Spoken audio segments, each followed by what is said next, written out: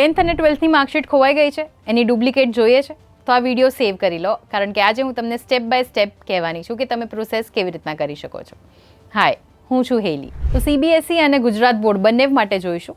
સૌથી પહેલાં તમારે CBSE માટે શું કરવાનું છે, તો ગૂગલ ઉપર જઈને ટાઈપ કરો cbse.in. એમાં આ જે વેબસાઇટ દેખાઈ રહી છે એની ઉપર જઈને ક્લિક કરો. એમાં મેઇન વેબસાઇટ પર ક્લિક કરો. હવે નીચે સ્ક્રોલ કરશો એટલે બોર્ડ એક્ઝામિનેશન આ એક ઓપ્શન દેખાશે. હવે આમાં તમારે સિલેક્ટ કરવાનું છે duplicate documents and corrections in particulars. પછી ડુપ્લિકેટ એકેડેમિક ડોક્યુમેન્ટ સિસ્ટમ આની ઉપર ક્લિક કરો. હવે કન્ટિન્યુ ઉપર ક્લિક કરો. પછી અહીંયા પ્રિન્ટ ડોક્યુમેન્ટ ઉપર ક્લિક કરવાનું છે. હવે અહીંયા જે પણ નેસેસરી ઇન્ફોર્મેશન છે એ તમારે ભરવાની રહેશે. અને અહીંયા એનરોલમેન્ટ નંબર એ બહુ જ ઇમ્પોર્ટન્ટ છે, એના વગર તમને આ માર્કશીટની કોપી નહીં મળી શકે.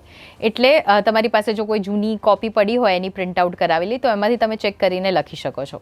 પછી સર્ચ ઉપર ક્લિક કરો અને તમને તમારું ડોક્યુમેન્ટ મળી જાય એટલે તમે ઇઝીલી એને અહીંયાથી ડાઉનલોડ કરી શકો છો. એટલે આ રીલને હવે સેવ કરી રાખો, નહીંતર પછી તમને મળશે નહીં, ખોવાઈ જશે રીલ. અને જેમની માર્કશીટ ખોવાઈ ગઈ હોય એમની સાથે પણ રીલ શેર કરી દેજો, જેથી કરીને એ લોકો પણ એમની 10th 12thની માર્કશીટ આ રીતના લઈ શકે. હવે ગુજરાત બોર્ડ એ લોકો કેવી રીતના લઈ શકે છે, તો એના માટે નેક્સ્ટ વિડીયો જોજો. અને આવા જ ઇન્ફોર્મેટિવ વિડીયોઝ માટે ગુજરાત સમાચારના પેજને ફોલો કરવાનું ના ભૂલતા.